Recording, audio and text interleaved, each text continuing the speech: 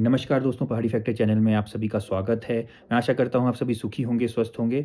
आज की जो वीडियो है बहुत ही इंटरेस्टिंग होने वाली है क्योंकि मैं बात करने वाला हूँ सैलरी के ऊपर, जो हिमाचल प्रदेश के अंदर सरकारी कर्मचारियों को जो है समय पर नहीं दी गई है। मैंने इससे पहले भी एक वीडियो बनाई थी और वो वीडियो मेरी एक पॉडकास्ट के रूप में, एक इंटरव्यू के रूप में आई है। उसमें मैंने बताया था कि किस तरीके से जो 1 तारीख से 5 तारीख को सैलरी को शिफ्ट करना या 1 तारीख से 10 तारीख को पेंशन को शिफ्ट करना एक स्कैम हो सकता है।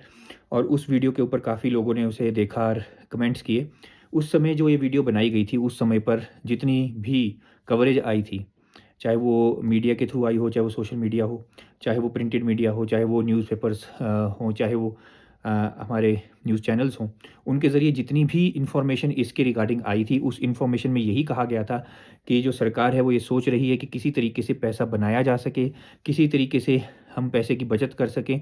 और वो पैसे की बचत का उन्होंने एक तरीका यही निकाला था कि जो सैलरी है उसे 1 तारीख से 5 तारीख में शिफ्ट कर दिया जाए और पेंशन को 1 तारीख से 10 तारीख में शिफ्ट कर दिया जाए। उससे जो है उनको थोड़ा रेट ऑफ इंटरेस्ट में बेनिफिट मिलेगा।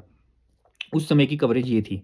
उसके बाद ये कवरेज आई कि जो हमारे चीफ़ मिनिस्टर हैं, उन्होंने ये कहा कि हमें शायद जो है हमें लोन लेने की ज़रूरत नहीं पड़ेगी अगर हम ये यूनिक सिस्टम को फ़ॉलो करते हैं।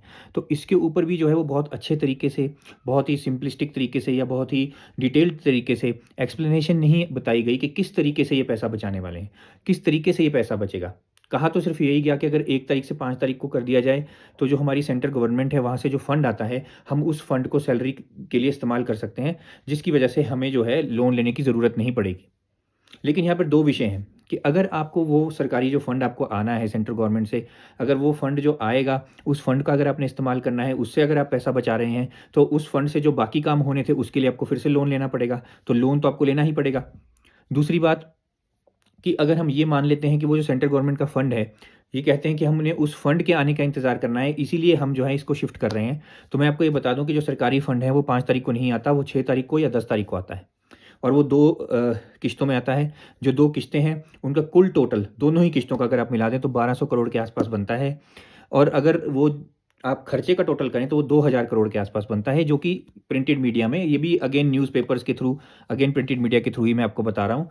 मेरे पास कोई ऐसी इन्फॉर्मेशन जो है वो फाइनेंस डिपार्टमेंट से नहीं है। मेरे पास कोई ऐसी इन्फॉर्मेशन जो है गवर्नमेंट से डायरेक्टली नहीं है, क्योंकि अगर मैं आरटीआई डाल भी देता हूँ तो वो भी जवाब उसका नहीं देने वाले। लेकिन जो यहाँ पे जो देखने वाली बात ये है कि अगर ये इस चीज़ को भी हम मान लेते हैं, 1% भी हम मान लेते हैं, तो भी क्योंकि वो 6 तारीख और 10 तारीख को आता है, तो 5 तारीख को जब आपने सैलरी देनी है, तो उसके लिए आपको लोन लेना ही पड़ेगा, क्योंकि वो सेंट्रल गवर्नमेंट से फंड आया ही नहीं होगा, वो तो 6 तारीख को आने वाला है। उसी प्रकार से जो 10 तारीख को जिसकी आपने पेंशन देनी है, उसका तो फंड 10 ही तारीख को आ रहा है, तो आप कैसे देंगे? उसके लिए भी तो आपको लोन लेना ही पड़ेगा। तो ये किस तरीके से आप ये सारी चीज़ें कर रहे हैं, कैसे ये करने वाले हैं, इसका कुछ पता नहीं चल रहा है। सबसे जो इसमें ज़रूरी बात है कि सरकारों को पहले अच्छी तरीके से एक्सप्लेन करना चाहिए था कि कैसे वो पैसा बचाने वाले हैं, वो पैसा कहाँ से आएगा, उस पैसे को वो किस तरीके से इस्तेमाल करेंगे और उस पैसे से वो कैसे बचत करेंगे। जिस बचत को उन्होंने क्लेम किया है, उस बचत को कैसे किया जाएगा ये शिफ्ट करके। दूसरा जो सबसे बड़ा सवाल है, जिसे मैं स्कैम कहता हूँ, वो सवाल क्या है? उसे मुझे आपको पूछने के लिए थोड़ा-सा आपको एक्सप्लेन करना पड़ेगा, क्योंकि मुझे बहुत हैरानी हुई, क्योंकि जिस वीडियो में मेरा ये पॉडकास्ट हुआ था, जिस वीडियो में मेरा इंटरव्यू हुआ था, उसमें मैंने अच्छी तरीके से बताया था कि आपका जो शिफ्ट है 1 तारीख से 5 तारीख या 1 तारीख से 10 तारीख, उसमें जो आपको 4 दिन और 9 दिन का जो गैप बनता है पहले महीने के अंदर, उस गैप के आपको पैसे नहीं दिए जा रहे हैं। वो एरियर आपको नहीं दिया जा रहा है। लेकिन बहुत से लोगों ने मुझ पे नेगेटिव कमेंट्स किए, गाली देना शुरू कर दिया। मुझे एक चीज़ समझ में नहीं आती कि अगर आपको कोई चीज़ नहीं समझ में आ रही है, तो आप उसे अच्छे तरीके से पूछिए। अगर आपको मैथमेटिक्स नहीं आती है, तो मैथमेटिक्स को सीखिए। अगर आपको कैलकुलेशन नहीं करनी आती है, तो कैलकुलेशन को सीखिए। लेकिन अगर कोई व्यक्ति आपको बता रहा है कुछ, अगर उसने कैलकुलेट किया है, कुछ बता रहा है, तो गलत नहीं बता रहा है। पहली बात, मैं पीएचडी हूँ, पीएचडी भी एडवांस्ड इंजीनियरिंग के अंदर हूँ, मैथमेटिक्स मेरा बहुत स्ट्रॉन्ग है। तो मैथमेटिक्स के लिए प्लीज़ आप मुझे इस उल्टे-सीधे कमेंट्स ना कीजिए। जो बात है सही, वो सही बात यही है कि जो पहले महीने में जब शिफ्ट किया गया, यानी कि सितंबर के महीने में जब ये शिफ्ट किया गया है, तो आपको 4 दिन के पैसे सैलरी के और 9 दिन के पैसे पेंशन के जो एरियर के रूप में देने चाहिए थे। उन्होंने आपको वो 4 दिन के पैसे और वो जो 9 दिन के पैसे हैं, वो नहीं दिए। और वो कैसे नहीं दिए, मैं आपको एक्सप्लेन करता हूँ एक एग्जांपल लेकर के। मान लीजिए एक व्यक्ति है, उसकी सैलरी 30,000 रुपये महीने की है और 1 तारीख को उसकी सैलरी आती है। अब उसने क्या किया, पहली जुलाई को उसके पास सैलरी आती है 30,000 रुपये, यानी कि 30 दिन काम करने को उसको 30,000 रुपये मिल गए। उसी प्रकार से 1 जुलाई से वो काम करता है 1 अगस्त तक, तो उसको 1 अगस्त को सैलरी दी जाती है 30,000 रुपये। यानी कि अगेन उसको 30 दिन काम करने के लिए पैसे दिए गए, यानी कि 30 दिन या 1 महीने का काम करने के लिए उसको तनख्वाह दी गई। अब उसने 1 अगस्त से काम करना शुरू किया, अब उसको सैलरी कितने टाइम को आ रही है? 5 सितंबर को। अब उसमें उसने कितने दिन का काम कर दिया? 30 दिन का उसने वो काम कर दिया और 4 दिन का एक्स्ट्रा काम कर दिया, यानी कि 1 महीने का तो वो काम कर ही रहा है पहली तारीख से, उसके अलावा उसने 4 दिन का काम एक्स्ट्रा कर दिया। उसके बाद सैलरी आई। अब सैलरी कितनी उसको दी जा रही है? 30,000 रुपये।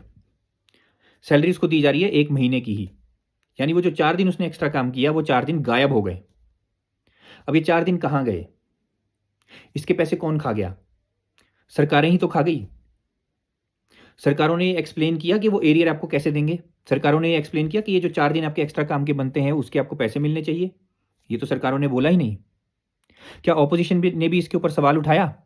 ऑपोजिशन भी इसके ऊपर सवाल नहीं उठाएगा जब तक कि उसको ये समझ में नहीं आएगा कि कैलकुलेशन क्या है। बात यहाँ पर ये है कि एक इतनी सिंपल सी कैलकुलेशन, एक सिंपल सा मैथमेटिक्स लोग नहीं समझते। और मुझे हैरानी होती है कि किस प्रकार से वो मंत्री हैं, किस प्रकार से वो मुख्यमंत्री हैं, किस प्रकार से ये जो लोग हैं ये सरकारी नौकरी कर रहे हैं। ये बहुत हैरानी की बात है, बहुत सिंपल कैलकुलेशन है। अगर आप ये सिंपल मैथमेटिक्स नहीं कर सकते तो आप फाइल्स कैसे डील करते हो, आप अपना काम कैसे करते हो? और ऑपोजिशन को भी क्या सारी चीज़ें हमें स्पून फीड करनी पड़ेंगी? ऑपोजिशन को खुद समझ में नहीं आता, इसका मतलब कि हमारे नेता इनकम्पिटेंट हैं। अगर वो पढ़े लिखे भी हैं तो इसका मतलब अच्छे तरीके से पढ़े लिखे नहीं हैं। क्या प्रॉब्लम है वो हमें समझ नहीं आ रही। बात यहाँ पर जो ये है वो सबसे ज़रूरी बात यही है कि इन्होंने इस तरीके से जो पहले महीने में जब शिफ्ट होगा, जिस भी पहले महीने में शिफ्ट होगा, और इस केस में सितंबर में ये शिफ्ट हुआ है, यानी कि इसी महीने में ये शिफ्ट हुआ है। तो इस महीने में जो ये शिफ्ट हुआ है इसमें आप इनके 4 दिन के जो है सैलरी के पैसे खा दिए गए हैं और 9 दिन के जो है पेंशन के पैसे खा दिए गए हैं। अब आगे चलते हैं, उसी केस को आगे दोहराते हैं। ये जो 30,000 रुपये इस व्यक्ति को दिए गए, यानी कि उसका 1,000 रुपये दिन का बनता है, तो 4 दिन के उसको 4,000 एक्स्ट्रा देने चाहिए थे, यानी उसकी जो सैलरी 5 तारीख को आनी चाहिए थी वो 34,000 आनी चाहिए थी। उसी प्रकार से अगर किसी की पेंशन भी ऐसी इसी कैलकुलेशन में अगर हम पेंशन को भी मान के चलें, तो जिस व्यक्ति की पेंशन 1 तारीख को 30,000 रुपये आनी थी, उस व्यक्ति की पेंशन अब 5 तारीख को नहीं मिली, उसको 10 तारीख को मिलेगी, 10 सितंबर को। तो उस व्यक्ति को जो 10 सितंबर को जब पेंशन दी जाएगी, तो उस पेंशन को उसको 39,000 देना पड़ेगा। लेकिन वो क्या कर रहे हैं? वो तो 30,000 रुपये दे रहे हैं, तो वो खा जा रहे हैं पैसे को। और आगे चलिए, अब 5 सितंबर से वो व्यक्ति काम करना शुरू करता है और 5 सितंबर से 5 अक्टूबर तक वो काम करता है। अब उसको क्या मिलेगा? 30,000 रुपये मिलेंगे। और अब वो ठीक है। क्यों? क्योंकि 5 तारीख से 5 तारीख तक एक ही महीना बनता है।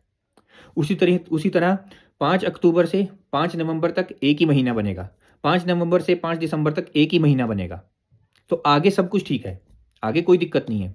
और अगर कोई समय को चेंज कर रहा है या डेट को चेंज कर रहा है या टाइम को चेंज कर रहा है सैलरी की, उससे किसी को कोई फ़र्क नहीं पड़ता जब तक कि जो आपकी डेट है सैलरी की वो सेम हो हर महीने। अगर हर महीने आपकी सैलरी की डेट सेम है तो आपको एक ही महीने का पैसा दिया जा रहा है, फिर कोई प्रॉब्लम नहीं है। लेकिन जिस भी दिन ये डेट में चेंज किया जाता है, तो वो उस चेंज से जो भी एरियर बनता है वो एरियर तो आपको देना ही पड़ेगा ना, क्योंकि व्यक्ति तो ज़्यादा काम कर रहा है। अगर आपने जो चेंज किया है उस चेंज से किसी को 5 दिन का या किसी को 10 दिन का फ़र्क पड़ रहा है, तो आपको उसका एरियर तो देना ही पड़ेगा ना।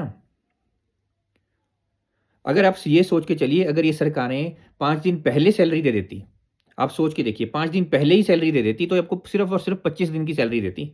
तब ये बोलती कि आपके 25 दिन की सैलरी बनती है। तब नहीं ये बोलते आपको कि आपको 30 दिन के देंगे। लेकिन इन्होंने आपसे क्या किया, 34 दिन का काम करवा लिया और उसके बाद सैलरी दे दी सिर्फ़ और सिर्फ़ 30 दिनों की। तो ये स्कैम है जिसके बारे में मैं बात कर रहा था। और ये जो स्कैम है इससे कितना सारा पैसा बनेगा आप ये सोच के देखिए। मैंने गूगल किया है, मेरे पास देखिए पूरा डेटा तो है नहीं, क्योंकि ऑब्वियसली मैं ऑफ़िस से डेटा नहीं ले सकता हूँ। मैंने बहुत कोशिश की है, आरटीआई डालते हैं तो वो जवाब नहीं देते हैं। और मेरे पास कोई और तरीका है नहीं, कोई और ऑप्शन नहीं है।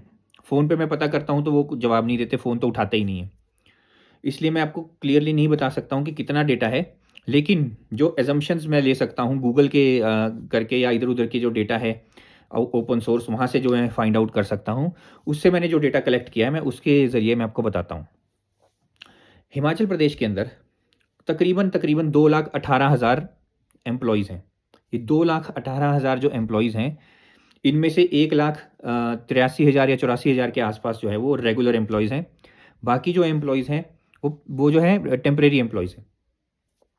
और पेंशनर जो हैं हिमाचल सरकार के अंदर वो हैं तकरीबन 1.5 लाख के आसपास।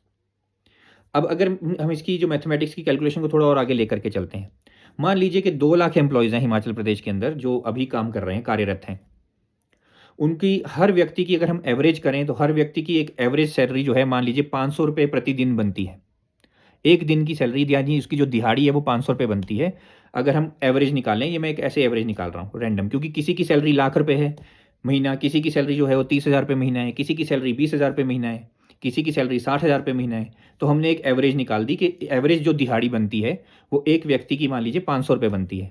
अब 2 लाख एम्प्लॉयज़ हैं, ठीक है। अब इन्होंने क्या किया, 4 दिन की जो इन्होंने सैलरी खा दी है, तो अब उसमें लिखिए 4 इंटू 500 कितने बने, 2,000 रुपये। अब इन्होंने क्या किया, वो जो 2,000 रुपये जो इन्होंने बनाए एक एक व्यक्ति के प्रति व्यक्ति, ये 2,000 रुपये इन्होंने बना लिए।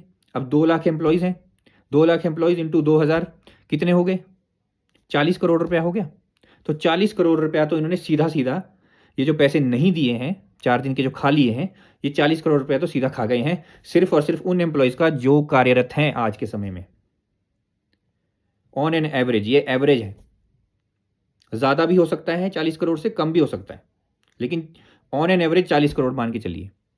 उसी प्रकार से जो पेंशनर्स हैं वो 1.5 लाख हैं, और मान लीजिए पेंशनर्स की अभी तकरीबन 500 रुपये के आसपास ही बनता है। तो अगर हम कुल मिलाकर के टोटल करें तो कम से कम इन्होंने, कम से कम मैं बात कर रहा हूँ 95 करोड़ के आसपास, 95 करोड़ से लेकर के 100-110 करोड़ के आसपास इन्होंने पैसा बना लिया है, ये 4 दिन की सैलरी खा करके और 9 दिन की जो है पेंशन खा करके। अब ये जो सारा पैसा इन्होंने खाया है एम्प्लॉयज़ का, वो ये कब देने वाले हैं, क्योंकि ये एरियर उनका बनता है, ये उनका हक है, ये उनका राइट है, ये सरकारों का राइट नहीं है। और मुझे समझ नहीं आता कि आप लोग इस राइट की डिमांड कब करने वाले हैं, क्योंकि आप लोगों ने तो अपनी आंखों के ऊपर पर्दा डाला हुआ है। कैलकुलेशंस आपको आती नहीं है, मैथमेटिक्स आप कर नहीं रहे हो। जब मैं समझाने की बात कर रहा हूं तो आप समझ नहीं रहे, आप मुझे गालियां निकाल रहे हो। ठीक है, आप किसी पार्टी के चमचे हो सकते हैं, हो सकता है आपको कोई पार्टी बहुत पसंद हो, लेकिन उसका मतलब ये नहीं है कि आप सही गलत को जो है उसकी पहचान करना बंद कर दो। एक सिंपल कैलकुलेशन है, सिंपल मैथमेटिक्स है, मैंने आपको समझा दी है। आप चाहें तो अपने कैलेंडर से वो कैलकुलेशन कर सकते हैं, आपको तब भी समझ में आ जाएगी कि आपके 4 दिन और 9 दिन के पैसे जो हैं खाए गए हैं। अगर आपको सरकारों ने पैसे दिए हैं, मुझे मालूम नहीं है क्योंकि मेरे पास डेटा नहीं है उसके बारे में। अगर सरकारों ने आपको वो पैसा दिया है तो बहुत अच्छी बात है, अगर नहीं दिया है तो कृपया करके डिमांड कीजिए, क्योंकि वो आपका राइट है, वो आपका हक है। हम अगर इसी तरीके से अपने हक को मारते जाएंगे, हम अगर इसी तरीके से अपना हक छोड़ते जाएंगे तो कितनी बड़ी मुसीबत आएगी। और ये हमारी प्रॉब्लम है। हमारा जो चल सो चल वाला एटीट्यूड है ना कि चलने दो, सब कुछ चलने दो, ये हमें किसी दिन लेके डूबेगा। ये हिमाचल वासियों को एक ऐसे गड्ढे में डालेगा जहाँ से आप कभी नहीं निकल पाओगे। हम रोज़ बोलते हैं कर्ज़ा बढ़ गया है। कर्ज़ा कैसे बढ़ता है? ऐसे थोड़ी नहीं, मज़ाक थोड़ी नहीं है कर्ज़ा कि अब बैठे-बैठे कर्ज़ा बढ़ गया या एक ही सरकार आई उससे कर्ज़ा बढ़ गया। कर्ज़ा बहुत पहले से बढ़ रहा था। आपने अपनी आँखों पे पट्टी बाँधी हुई थी। अब बढ़ते-बढ़ते इतना ज़्यादा हो गया है कि जो प्रिंसिपल अमाउंट है उससे डबल आपके जो है वो आपका इंटरेस्ट बन रहा है। आप इंटरेस्ट भी वापस नहीं कर पा रहे हैं। खैर वो बात अलग है, लेकिन यहाँ पे जो मुद्दा है वो ये मुद्दा है कि कृपया करके आप ये समझिए कि आपके जो भी पैसे खाए गए हैं सरकारों द्वारा, आप उसे वापस माँगिए। मुझे सुनने के लिए धन्यवाद। आपका दिन शुभ हो।